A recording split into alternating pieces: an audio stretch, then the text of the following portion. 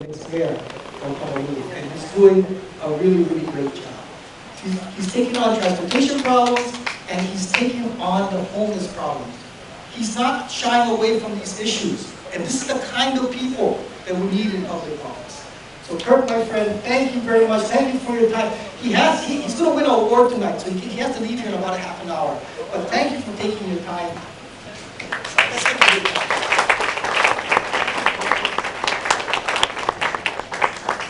You know, I like that joke that Isaac gave, but I don't understand. I want to say good evening and aloha. Aloha. You know, it's really nice to be here because it's a little bit like coming home. You know, I am from this valley. When I got married to my wife, I was born in Waipahu, but grew up in Hilo, and my wife is a Kaimuki girl. Her family had a Tonoi Samin stand. And the first year we got married, we lived in the hot, dry Kaimuki area. And after 1 year, I said, I got to get out of here, go where it rains. And I like Manoa because it feels like Hilo for two reasons. One, because it rains a lot, but two, it's a community. There's 2 ways in and 2 ways out. And when you go to Longs, you go all around Manoa, you get to know each other, and you care about each other. And this meeting tonight is a demonstration of exactly that. Many of you I got to meet when I was the representative, going to your houses and getting to know you not just as constituents, but as true neighbors. And this is a community that does not lose its community. There is no other place, I think, on this island where everyone cares about each other. And Isaac Choi is someone who is a center to this community by bringing you together repeatedly with people like Helen Nakano and George and others. And it is a very special thing. And I go all over this island nowadays. And when I come here, people say hi. They ask how our daughter's doing. We talk story about each other's children and grandchildren.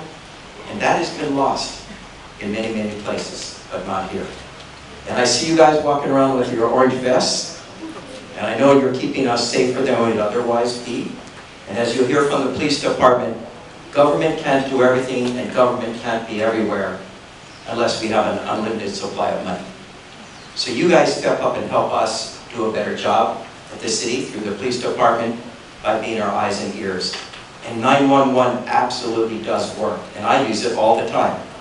Mainly it's for debris on roads because I'm driving everywhere. If I see things, I'll call 911 to make sure they're cleared. Sometimes illegally parked cars, I'll call if it's a traffic hazard.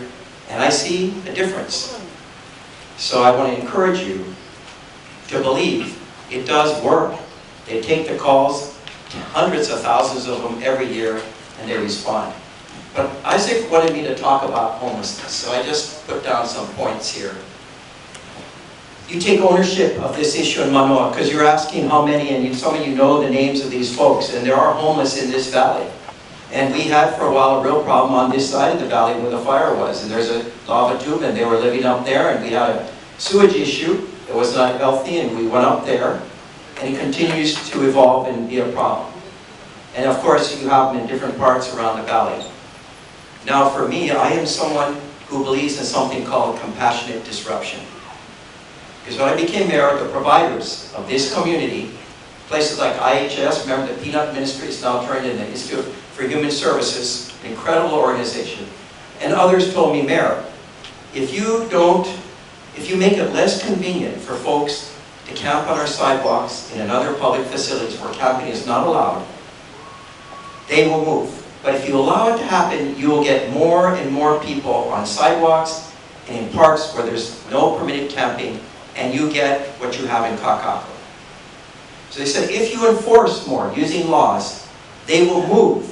Sometimes around, but if you do it a lot, they will come into shelter space. And I believed them. And so we began enforcement through stored property ordinance and sidewalk nuisance and then sit-lie. And it works in the areas that we enforce.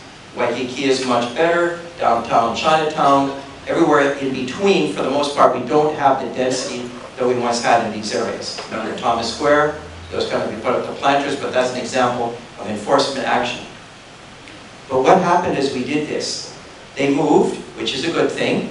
Some went into shelter, but many don't. And why do you think they don't want to go into shelter? Rules. Everyone in this room lives by rules. And if we don't live by the rules, the police arrest us and Keith Kaneshiro prosecutes us. And he makes examples of us, and the rest of us follow the rules. And that's how a civil society works. Many of these folks do not want to follow rules, which are things like you can't bring liquor, you can't bring drugs, you can't bring firearms. And recently, Marcus Oshiro, who's Isaac's counterpart, is having a town hall meeting in Wahiawa tonight on homelessness. Tons of people around Lake Wilson. And they're shooting guns off.